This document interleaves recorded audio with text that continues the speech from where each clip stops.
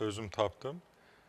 Kərövüz götürürsünüz, kərövüzü keçirirsiniz, xırdalayırsınız, sürkeçten keçirirsiniz ya da keçirəndə sürkeç olmasa blenderlə xırdalayırsınız, içərisinə bal qatırsınız, gündə qəbul edirsiniz hər gün və bir müddətdən sonra görəcəksiniz ki, yaddaşınızda nə qədər böyük bir fərq var. Çünki insanların bu dəqiqə yaddaş problemi var.